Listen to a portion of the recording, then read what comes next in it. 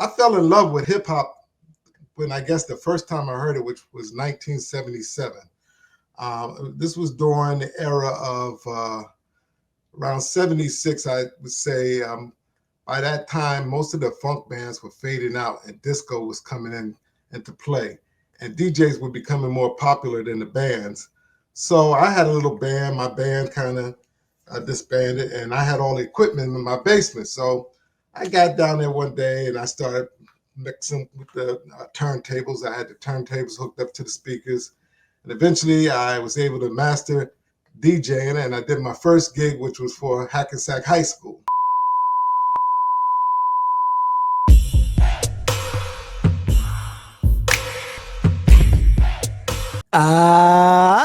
Yo, welcome to the show. Welcome to the show. So for all those crazy people who never heard of your boy who ain't tapped in, they don't know what's going on. New Jersey is in the building. Give us your name and tell us what you do in a couple of seconds. Bam. Okay, what's going on, Kenny? I want to first thank you for having me. My name is Mark Money Green. I am an agent for not only hip hop, but for other artists as well, actors, celebrities, you name it.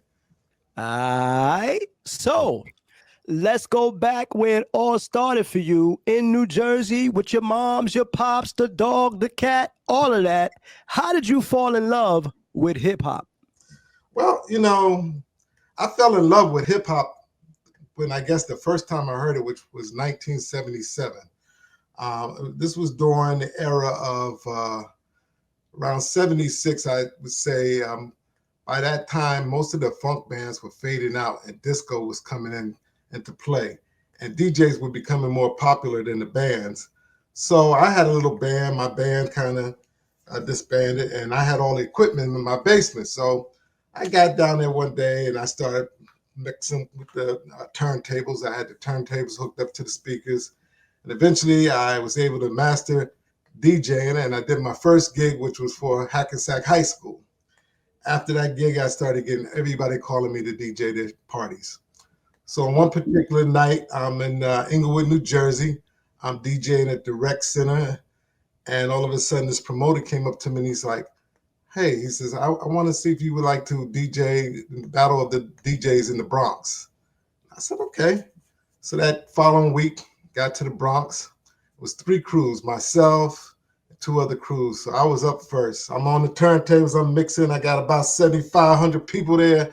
And all of a sudden, the next crew started. And before I knew it, everybody left me. I had maybe about 12 people still standing there.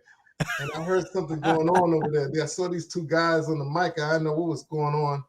So I hurried up and packed up my equipment, and then I ran over there, and that was the first time I heard rapping. And when I heard that, I fell in love right away. So that particular day, I went back home and I wrote my first rap and became ghetto famous in Jersey. All right, I like that. So let me ask you about the DJing. What's up? Was Mark Money Green charging at that time? What was the fee at that time to book Mark Money Green? Back then, we were doing it for fun. That probably maybe less than $50 back then, because you got to realize we talking in the 70s. You still had 5 pieces of candy for a penny.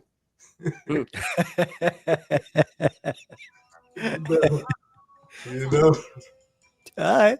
So let me ask, you mentioned you went back home, you wrote your first rap. What was it about? What was the name of the song? Did you know what you was doing, or you was just doing whatever, just trying to come up with a song? Back then it was all about fun and games. Everybody would just kind of boast themselves and talk about themselves. And, you just came up with words that just kind of, it was all more party, not like it is now. So nobody even thought about making money back then, because it was something new. It was just something fresh that we were just doing, like almost like playing the dozens, Okay. So in terms of your rapping style, obviously you're doing the rapping, you wrote the song. Who would you say your style was like? I don't know. Was it like Big Daddy Kane, KRS-One? What's up? Who was Mark Money Green's style like back then when you wrote your first rap? I think it was more like Curtis Blow. again, it's a story. You told a little story, and it's just fun about yourself. So it was nothing like it is now, where people are actually putting in effort and time and coming up with real lyrics and meaningful, I guess, content, so to say. But back then, it was just like, throw your hands in the air, wave them like you just don't care. If you like what I'm throwing down, let me hear you say, yeah, all that type of stuff. Okay. I like it. I like it. I like it. All right. Yo, if you are tuned in to the PIMP Game Podcast, where we highlight positive, intelligent, motivated people each and every single week. And today we got a hidden gem. That's right. The hip hop agent, Mr. Mark Money Green, right here on the PIMP Game Podcast. So let me ask you this. You then went in to start, marketing and doing those types of things for record labels, almost like a A&R, I want to say. How did you fall into that after DJing? Did you always know you was going to do this, or it just kind of fell in your lap? Well, I knew since I was in eighth grade what I wanted to do. I knew I wanted to be in the music business some way, somehow. It wasn't until that year, 77, when I was DJing, that I actually, was finding out about rap and everything. And during that time, a high school buddy of mine named Guy O'Brien, we used to hang out. And one day I was DJing another party at Hackensack Project Rec Center. And he came up to ask me what was that I was doing. And I was explaining to him it was rapping. That's what they doing in the city. And I guess by that following year, I went to college, and then he ended up making a record. And his name was Master G, and the record was Rapper's Delight.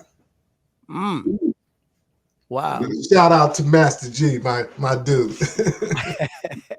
So Rapper's Delight, him making that, was you, I don't know, because you went off to school, was you a little in your feelings at the time? Like, how you going to make that without me? Was you in your feelings about that? About Master G? I was mad and jealous. I was like, damn, man, I'm trying to do what he's already done. And I was ready to drop out of school. I was at Virginia State my freshman year. He called me up. He said, no, listen, we're making this record. I said, what are you talking about? He said, we're making a record to Good Times. And that was a record that all the DJs were using at that time. We would mix, and we used Good Time was one of the popular records. So when he told me that, I was definitely jealous and angry that it was him and not me. But eventually, when the record came out, I think I was probably one of the first people to get the record. They sent me the record. I was DJing at clubs down in Virginia.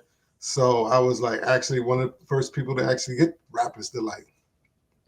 Nice. I like that. So shout out to Mark, to Master G for putting you on. So now you're able to DJ in different cities and things like that. Was that primarily because of Master G linking up with you and, him being your buddy for, Rapper's Delight and all of that stuff?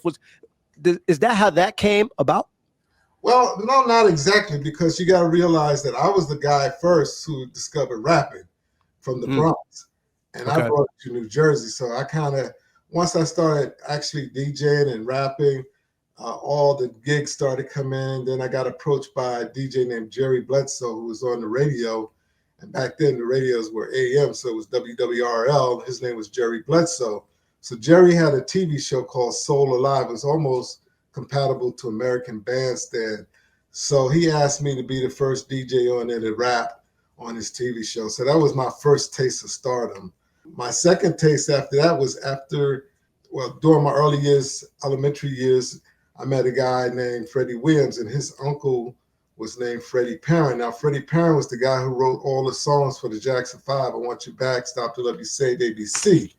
So he was somebody who was like my mentor, and he kind of encouraged me not to focus on going to become a DJ, but focus on going to school, study music, and making the music. So his quote to me was like, Mark, you don't want to play the music, you want to make the music. Go to school and learn how to play all the instruments, and you come out and you make the music. So I listened to every word he said. He was pretty much, anything he said, I pretty much did. So that's what I did. I went to college, I studied music, and I came out, and that was exactly what I wanted to do. So let me ask you this, because that's a big transition from DJing to actually being the person who, who's behind the scenes and things of that nature, learning the business. A lot of artists these days don't learn the business. Was you, when he initially told you that, was you upset at that? Like, oh, why are you going to stop me from doing this? Or what have you? Or you just rolled with it? I rolled it. Listen, the guy had a hit after hit. I came up at the same age as Michael Jackson. So ABC, I Want You Back, Stop, They Love You, Say with just smashes. Then he went on to start producing Jeffrey Osborne and LTD, and he had records with, he did the soundtrack to Saturday Night Fever. So this guy was like, he was the Teddy Riley of our times. So anything that he said, I just listened and I did what he said, because that's how involved, and that was the passion that I have trying to do what I wanted to do. Okay. So let me ask you this. Were you ever starstruck? I know we like people in the industry that we like. For me, I'm a huge R. Kelly fan. If I saw him, I ain't throwing nothing up on the stage or nothing crazy like that, but I would probably be a little different because that's the person who I've always grown up liking. Who is that person for Mark Money Green? Like maybe when you were growing up, who was it, the person that maybe you ran into? You was like, oh, wow, this is such and such. Who was that celebrity for you?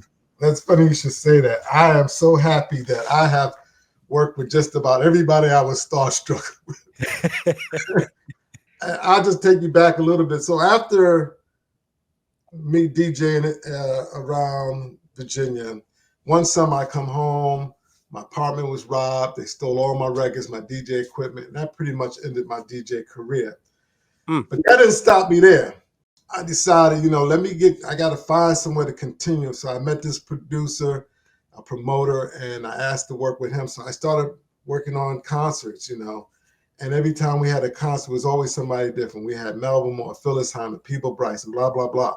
So this particular time, I told Melba and I told Phyllis what I wanted to do, and both of them gave me their phone numbers. So when I got out of college, after I did a few menial jobs, I called Melba, and she invited me to come to Hush Productions. The first artist that I was assigned to was Lilo Thomas. And we did a couple isolated dates, and then Lilo got to become the opening act for Eddie Murphy. So Eddie Murphy was my first, I was starstruck because he had just finished doing Delirious, and he had did all the other two movies before Delirious. So by the time he came out, we were doing Beverly Hills Cop, and he was hotter than fish grease. So when I met him, I was like starstruck. Then the next person I worked with was Prince. I was starstruck. Then I got a chance to work with Billy D. Williams. I was starstruck. So I had a few starstruck moments. So were you stuttering? Were you like, hey Eddie, or something like that, or hey Prince? Like, was it natural, or could they tell that you were nervous? I was quiet. I was quiet and laid back, probably too laid back for them. But at the moment, that was my personality. So yes, I was starstruck, but I just did everything I had to do to continue working with these artists. Okay. I like that. So the name Mark Money Green, I like that. It's catchy. It's all of that and a bag of chips. I am feeling it hard. How did you come up with the name Mark Money Green? Well, you know what? I didn't come up with it. So I used to manage a group called the Boogie Boys. And this was 1985. We had just received word that we were going to be on a thing called the Fresh Fest. We had opened up for the Fat Boys on the Swatch Watch tour, and now the Fresh Fest came about. So what people don't understand was back in the day, all the groups got paid after they performed. None of this, you get your money before you go on stage. You got paid after. Now, you got to realize we're talking early 80s. So back in the early 80s, all the promoters were either hustlers, con artists, crack dealers, dope dealers. They were everything but legit. So the only people that got paid back then were the people that opened and the people that closed the show. Everybody else in between, chances are you might not get that money, because back then we didn't have cell phones, beepers. So once the show started, the promoter, he got the money, he'd disappear, and you could never find him. You had to run trying to find a payphone to try to call him, but for the most part, he was out the business. And again, most of these guys were hustlers, con artists, drug dealers. So once I started noticing what was going on, I told the Boogie Boys, I said, from now on, we're going to be the opening act. This way I was going to be guaranteed my money and I have to worry about it. And I said, let me tell you guys something. Do not go on that show until I tell you I got the money. And they were like, cool. So one particular show, they opened up before I got the money. And I came back and I laid them out. I was cursing and calling them all kinds of names. And finally, Romeo JD said, all right, Mark Money Green. And from that point on, my name was born. And that's how it came about. He gave me that name, Mark Money Green, because he said, I'm tired of you raving about money all the time, Mark Money Green. Nice. That was really fitting. So because you wanted your money at the before you guys go up, you wanted to be the opening act, and you're like, hey, look, I need my money. That's how you got the name. Because back then it's like a lot of people got caught out there holding an empty bag. I wanted to make sure I got my bag before we even got started. So again, it's either the opening act or the headliner. We weren't big enough to be the headliner, but I chose for us to be the opening act because at least I knew I was going to get my money. Okay, so let me ask you this: in terms of the music industry now, how have you, in your opinion, Mark Money Green, how have you seen it evolve from now? Obviously, music is not the same as it was back in the day. It has tailed off, in my opinion. But in your opinion, what do you see from music today? How has it evolved, and maybe how has it regressed, in your opinion? Well, I have to say this. Honestly, hip-hop changed the way the whole music business operates. Not only that, but they changed the way that we do business. Once hip-hop became a known factor of a money-making source of income for this type of music, they became more in demand. And once they became more in demand, they demanded more themselves. So the first thing they changed was like, listen, we don't want you holding our money. As soon as you get it, you take your commission and send us the money. Now, back in the day, it was like, as agents, we were supposed to take the money from the promoter, put it in a escrow account. Once the show was played, everybody did what they're supposed to do. Then we dispersed the money to the artist. But hip hop said, nope, that ain't working. We ain't doing it. We don't get our money. We're not doing the show. It put a heartache and a burden on us as agents because now I'm responsible. Like, suppose you don't show up, they coming for me. So for a long time, it was a little crazy because you had to get the promoter to sign off on the paperwork saying that it's okay for me to give them the deposit. Then you got to get the artist to sign off saying it's okay that we're going to do what we're supposed to do. After a while, it just became such a headache. For me, I put it in my contract in small print saying that by you signing this contract, you allow me to give the artist their money. And in the event that they don't show up or something happens, you have to go to them to get the money. Now, another way that they changed business was that they decided that, listen, we're not just signing with one agency. We're going to take dates from anybody. So back in the day, as an artist, you decide who you want to sign with. You pick William Morris, ABC, ICM, Norby Walters. You pick the agency you want to sign with. And back then, nobody could book you other than they call your agency and you as the agent. But hip hop said, you know what? I got too many people calling me from all over the states in the world. I'm not signing with anybody. I'm going to be an independent agent, artist, and I'm taking dates for all agents. Now, again, that makes it better for us or me, but then it also makes it worse because when you're an agent and you control how much the artist can make, then nobody else can come to you or say, listen, I can get them cheap or whatever, because you control how much they make. You tell them $5,000, that's what it is. If you want to raise it to 10, that's it. But now it's all changed. So let me ask you this. What is best? Is it best for the artist to be independent, or maybe they don't have the backing of a Sony, a Arista, Rockefeller or something like that? Or is it best for them to sign with a major record label as a Universal or something like that? In your opinion, what's the best route for the artist to go? Well, it's changed over since 2000. I mean, right now you have so many ways to receive income, and it wasn't like that back in the 90s, 80s. You have Spotify, you got Apple Music, you got YouTube, you got all these different avenues, streaming avenues to receive money. It's almost now, if you look, there's only like 2 or 3 record labels because they all have merged and they all have kind of shut down in a sense. So I would say independently, yes, you can make a lot of money, but the other issue is with the record labels, they put out all the money to market you. So they kept you because the only way they're going to make money is they keep marketing you and be able to create those sales.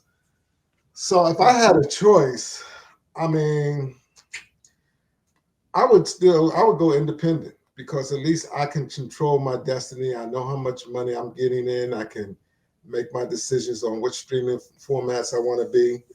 The only good thing about the record labels is kind of guaranteed.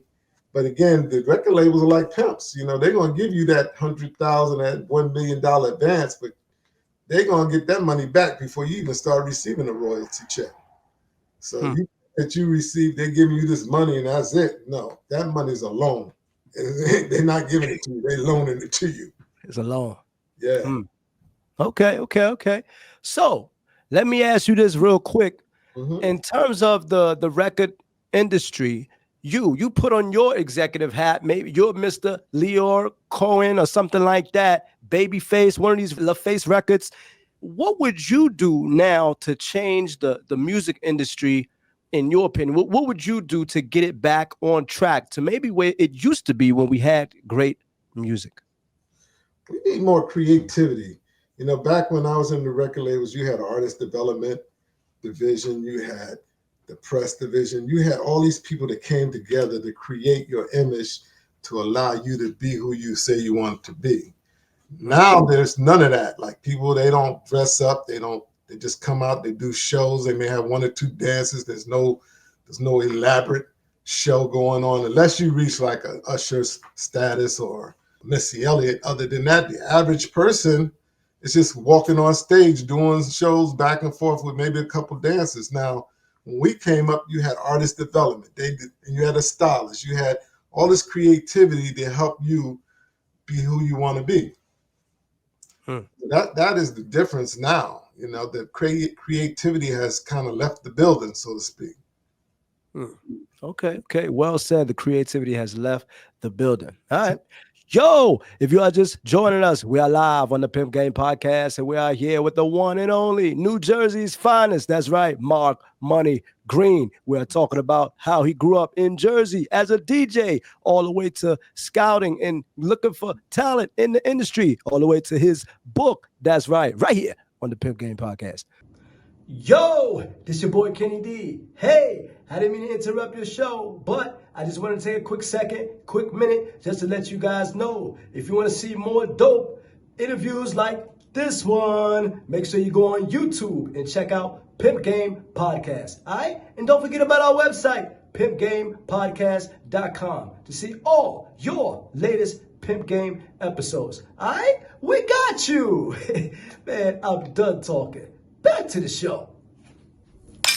So let's transition a little bit. You spoke about artist development, someone who you help, and you work with, things of that nature. Usher Raymond, you work with him. How was that working with Usher? Was he hard to work with, or was he easy to work with? How was it working with Usher? Usher and Cisco, I worked with them back to back. And they were both reminding me of each other. They had the same habits, the same work habits. Both of them was starving to become a star. They would, in their mind, that's what they wanted to do. And I would watch them work out, do push-ups, work hours in the mirror, practicing dance steps. They were both creative, and they both had that desire to be the top of their game. So, working with Usher, I had him when he first came out. He was young, and then he called me back again around 1997 to be his road manager again. And I had just finished with Cisco and Drew Hill doing their tour in 1996. So both of them guys, I was like, I didn't know who was going to blow up first, but they both were right on the same track of becoming famous. Hmm. So let me ask you this. In reference to Cisco, right? I used to hear rumblings that Cisco was outed, ostracized in the industry. What happened with him? I know they're still doing their thing with Drew Hill. As far as him being a solo artist, he had the Thong song, and then he kind of just fell right back into Drew Hill. What do you think happened with him in terms of him being a solo artist? You know what happened during that time? He switched managers, and the manager was pushing him to become a solo artist. I think Cisco, I mean, he is best where he is with the group. He's still a star. He's still doing everything that he did as a solo artist. But the group and him pretty much is, where I like seeing him. Mm. So let me ask, in terms of the group, do you think the manager was pushing him that way? Because maybe it's easier to control him. Maybe it's easy to get in his ear when it's just him versus it being the group when you have different personalities. What do you think that is that made the manager, and don't get me wrong, he was the most talented out of Drew Hill, but it seemed like he was best suited to be in Drew Hill. Why do you think manager tried to push him that route of being a solo artist? I don't really know, to be honest with you, because I wasn't with him during the time that he had switched managers. I don't know if it was the manager, if it was him. But, if you look back over history and you can go back to the 70s, 60s, like a lot of guys who were the lead singers or that on top of their game, they all left to try to be solo. And I think it's because, when you're with a group, you're dealing with so many different personalities. You're dealing with issues, I've worked with so many different artists, and I don't want to name names, but I work with some legendary artists that you wouldn't even know that they don't get along. They walk into the dressing room. One had to be there an hour before the other. This one doesn't like talking to this one. His room had to be so many feet from the other one. But when they're on stage, you wouldn't even believe that was happening. But I've worked with at least 4 artists that like that they didn't want to have nothing to do with the other person or the other group. Wow. That is crazy. I saw something on Drink Champs where I think one of the members from B2K said they don't even talk to each other. Is that a real thing in the industry where you have a lot of groups that are like that, where in the public eye, you might think, oh man, they buddy, but really they don't get along?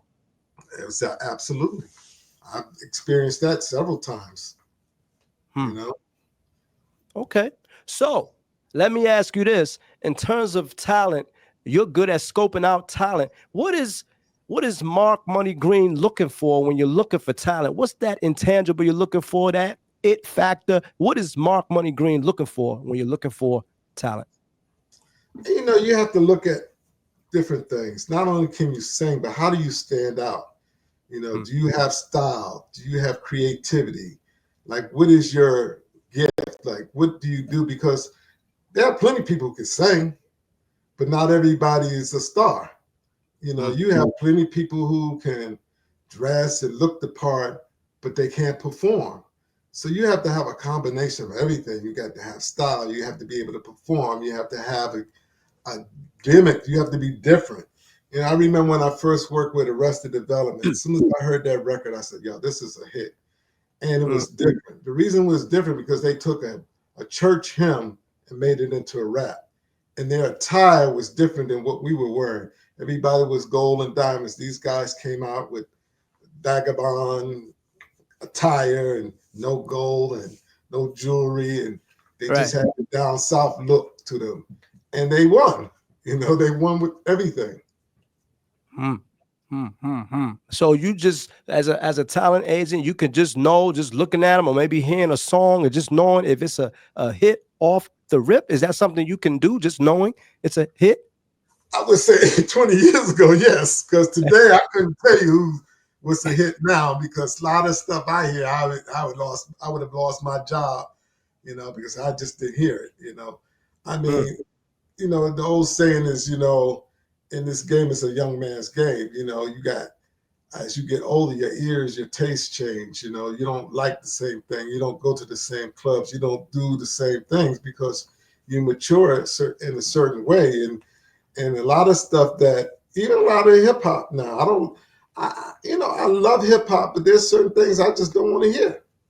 Because hip hop has evolved into so many different genres. You got country, you got pop, you got disco, you got everything in hip hop now. But it also, the way hip hop is like there's so many different elements that go along with what you're listening to. You might want to you like gangster rap, you like pop rap, you like the soft fun game rap. It's all kind of different things going on right now. When we came up, I came up with the era with just about, I guess, in the late 90s. That's when the gangster rap started to come out from the West Coast. And we weren't really playing it here, but it was, real strong down there. And eventually it caught on. Okay. All right. So give me Mark Money Green's top 5 rappers of all time, dead or alive. Give me Mark Money Green's top 5 rappers of all time. Well, my top 5 would be Biggie, Tupac, LL, Rakim, and who would my last one be? I would say, moving it up, I would say Kendrick Lamar. Nice list, but I got a little beef to pick with you. What's up? Jay-Z ain't on the list? Nas ain't on the list? What is going on? They on the list? I would have to move Kendrick out and put Jay-Z there because you know what? I forgot about him and I had the opportunity to work with him. So yes, definitely. All right, Jay-Z, you heard it here first. You are number 5 on Mark Money Green's top 5 list. At least you still made the list. I like that. All right.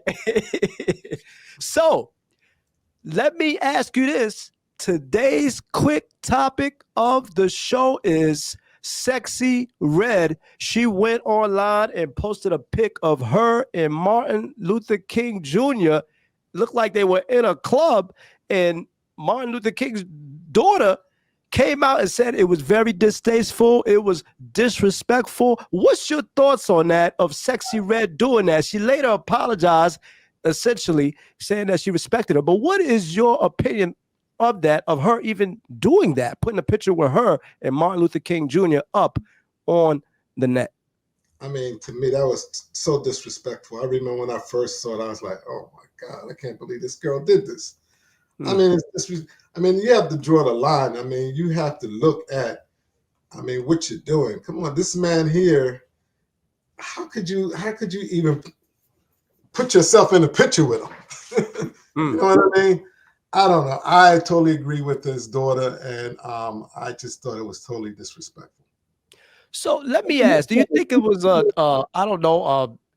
publicity thing, or maybe she's trying to get some attention drawn to her? Well, why would you think she would do something like that? I think both of what you just said, Again, I don't know where her mind was when she thought about that, but how can you actually, put yourself in the same picture with him like that? I don't know. Wow. Totally disrespectful for me. Okay. All right. So, Mr. Mark Money Green, you have a book out there called The Show Must Go On. I like that. What's up with the book? Talk to us about the book. What is the book about? What can people expect to read when they're reading this book? I love it. I love the title. What is up with the book, The Show Must Go On? Okay, so The Show Must Go On is my story, my musical journey.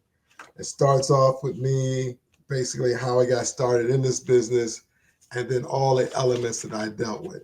Now, I have worked with so many people, but I only put in this book the artists that I have worked with that we had issues. When I say issues, it's one thing that, people have to realize is when you're dealing with artists, no matter what happens, there's always going to be something happen. Like I do shows every weekend. And I cannot guarantee that there's nothing that's going to actually not happen. But because there's always something happen. I did a show one day and the guy died on stage. I did a show another day and got OD'd in the lobby. I talk about all the different situations where I work with different artists. I've had promoters come from different countries looking for me with guns. I've had artists showing up in my office with guns. Mm. There's everything from drugs to everything that happened uh, on the road in the record labels, and I tell this whole story. Now, within this story, I talk about these certain artists I work with. So there's Montel Jordan, Missy Elliott, Timberland, DMX, Grandmaster Flash, Sugar Hill Gang, Guru, Jay-Z, Aaliyah, Boogie Boys, Melissa Morgan, Freddie Jackson, Najee, all the different artists that I work with. And I just tell the stories of different incidents that happened during this time. Um, the book is called The Show Must Go On, and it's called Backstage Stories of a Hip Hop Agent. This is not the tell-all. It's not dirt on people. These are actually stories that happen. Everything from I was in Charlotte one year, and the Ku Klux Klan had their march while we were in the tour bus going through the city. Mm.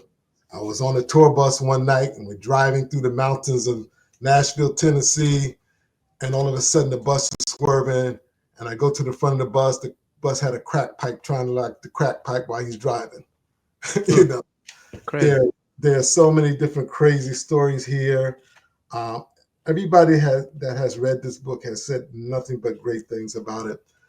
You get the real inside story of what it's like working at a record label, what it's like being on the road as a tour manager, what it's like being an agent, and dealing with all the different incidents, circumstances, and everything you could think of that might happen as an agent. I like that. I like that. I like that. So, can we expect a tour maybe later on this year, something like that? Can we expect a tour from Mark Money Green to promote Absolutely. this book? Absolutely. We're in the process of putting that together now. Again, the book is you can get the book on Barnes and Nobles, Amazon, or you can go to my website, markmoneygreen.com. You can order the book from there. The book is available. It's doing well. I'm getting crazy sales on this book. Again, this is the cover. The show must go on. I like it. I like it. I like it. I like it. Now, let me ask you this, because you're definitely getting some good recognition on the book, looking to do a tour. Jaguar Wright, she also has a lot of stories in the industry, albeit it may not be good. Is Jaguar Wright in your book? I don't know. Is Jaguar Wright in your book? No, she's not in my book, but I did have the opportunity of booking her back when she was hot. At one time she was hot there on that neo souls, and I did it. I have an opportunity to book her, but again, people change, things change, and I don't know what's going on with her now. I'm not really into the gossip of who did what. I'm only into reality, and like if you ask me if Jay-Z is this, and I don't know. I really don't know. I only know what I know. So let me ask: are we here to hear first on the PIMP Game Podcast that if Jaguar Wright wants to get back into singing, doing something that she's really good at, would you be open to booking Jaguar Wright again? I mean, it's up to the public. It's if she's in demand and people are interested. That's the other thing. A lot of people come to me, a lot of artists, old or whatever, and they want me to find shows. But if you're not in demand, if nobody's interested in you, no, it's not going to happen. I can say yes, yes, Jaguar, but if nobody's interested, it's not going to happen, because at the end of the day, the promoter wants to know, he makes his money by putting people in seats. So if nobody's interested in seeing you, he's not going to pay the money that you're asking for. He's not going to pay money at all for you. So So let me ask this: if someone wants to get booked by you or what have you, obviously they need the fan base to do so. What are we talking about? We talking about 500,000 fans, 250,000? How many? Over 1 million fans? How many fans do they need to be able to have a shot at working with you? That way, it could be profitable for everybody, yourself and the promoter. Well, first of all, I only do celebrities. I don't do local groups. I don't do up and coming. I don't do my record is played on Spotify and YouTube. I only do well-known celebrities. And a lot of those I find hard to find work for at times. Again, the idea is staying relevant. and meaning that you need to work all the time. I have a bunch of artists that and they haven't toured, or they didn't tour for years, and now their fan base has kind of forgot about them, or they don't have any interest. But then you have artists like the OJs, or like who else I could say, Tony, where they're constantly touring, so everybody's always going to see them. They have great shows, so people want to come back to see them every time they come in town. And even coming up in my early years of being an agent, I used to tell some of those artists, listen, you need to get out here and tour. Your fans need to see you, because we as fans, we grow with the artists. Right. So if it's an artist like, and I just throw this name out, like a Gregory Abbott, nobody remembers him because he never did any dates after he became huge. So now trying to book him, nobody's interested. Nobody doesn't even remember his songs. So, and that's what you have with a lot of the artists that are coming up, or a lot of the artists that haven't been working. I get those calls all the time from artists that haven't worked in a long time, and they want me to find work for them. I throw their names out there, but again, if you're not constantly working and you're not drawing people to the theater, to the concert hall, to the club, nobody's interested in booking you. Interesting. So in terms of them taking time off and things of that nature, what would you advise if you have an artist out there who is hot? How many, I don't know, how many months can they take off? Maybe a quarter? How many months can they actually take off before they got to hit the road again and continue touring, so they can always constantly be on the mind of their fans? Well, when the new artists, a lot of theirs is based on their music content. So, of course, your album's done and you're waiting for the next album. What the funny thing is, I find a lot of the old artists, and they're like, well, I ain't going out till I finish this album. And nobody's really interested in the new album. They know you from your old hits, and that's what they want to hear. They don't want to hear anything new. You waited 10 years to put out a new album. You waited 15. Nobody's interested in hearing that. They want to hear the hits. They want to hear the old songs. The same thing now with these artists. The game has changed drastically financially too, because after the pandemic, all the artists decided they lost money. So now they're doubling and tripling the money that they used to get and doing the same shows. So it makes it harder for the promoter, where at one time you doing the show for $75,000, and then the following month you want $150,000. Because as a promoter, you have to calculate your marketing, you have to calculate the venue. Then it's the rider. The rider has a bunch of crazy things on it. I want a black SUV with white carpet, or whatever it is. You have all these different things that you have to fulfill to make the artist happy in order to get the show done. And trust me, those riders can be crazy. I've worked with riders, and some of the craziest things I've seen on riders that I couldn't even believe. What's the most for you as a booking person, an agent, things like that? What's the most gratifying thing you, like maybe when you see an artist surpass even your own expectations? What's the major thing for you that when you see an artist do that, you're just like, man, I'm so happy for that artist? For me, the major thing for me is the artist and the manager. If you're a problem artist, or if you're a problem manager, it just becomes a headache. I got artists that, will call me. I'll book a show, say the show is in August. They're calling me now for the deposit. And they will call me every day. Where's the money? Where's the money? And the rule of thumb is that the promoter really doesn't have to give you the money until 30 days out, 60 days if you got to pay for your own flight. So when they're calling me constantly, or if the manager is just an asshole, it makes it difficult. You don't want to be bothered. I deal with people who are easy to work with, who understand the game and realize that, you know what?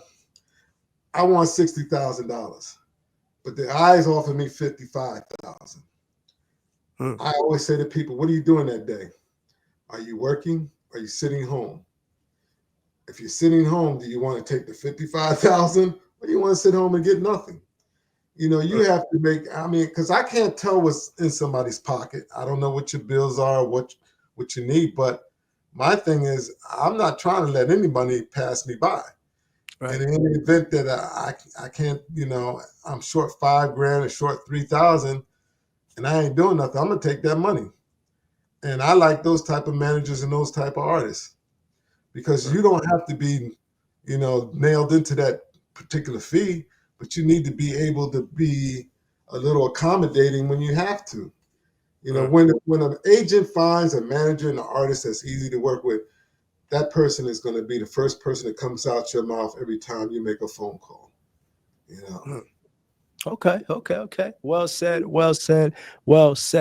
So, in terms of that young boy out there looking to be the next Mark Money Green, that young girl out there looking to be the next Mark Money Green, what would you tell them maybe they need to watch out for if they want to get into the music industry? The first thing is find your passion.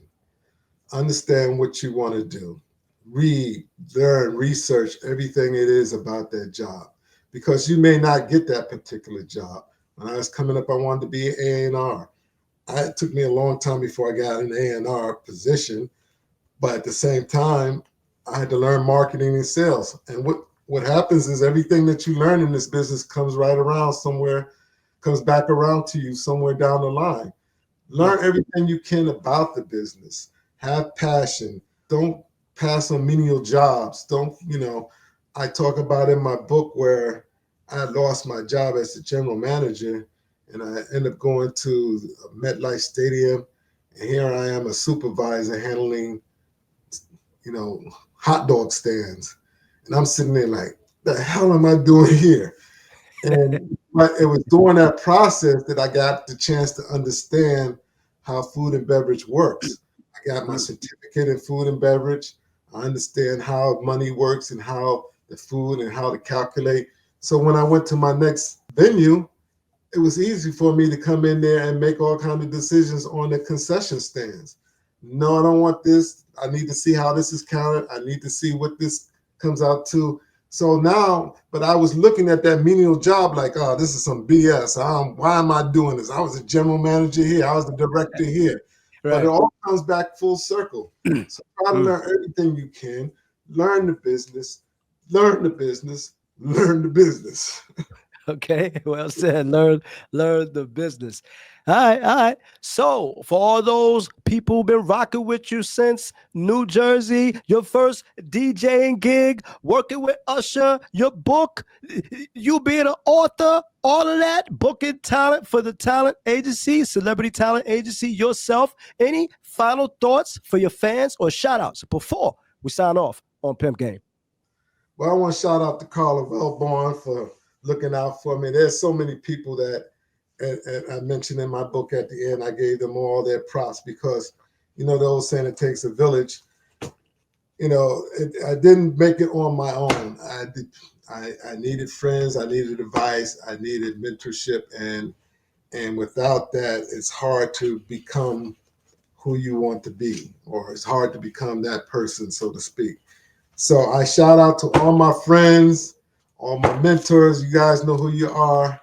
And I thank you again, Kenny D, for this opportunity. All right. It was a good show, man. Yo, tell everybody who you chilling with.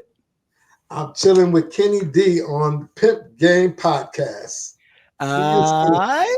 And that concludes our show for this evening. But before I let you go, I'd like to say thanks to all my viewers out there for tuning in. And make sure you like, comment, and subscribe to the channel. That's right. You're going to subscribe and make sure you turn those notifications on. So when we upload videos, you are the first to get it. And last but not least, we'd like to thank the one and only New Jersey's finest. That's right. Mark Money Green, the celebrity agent, for blessing us with his presence on the show. All right? See you next time on Pimp Game.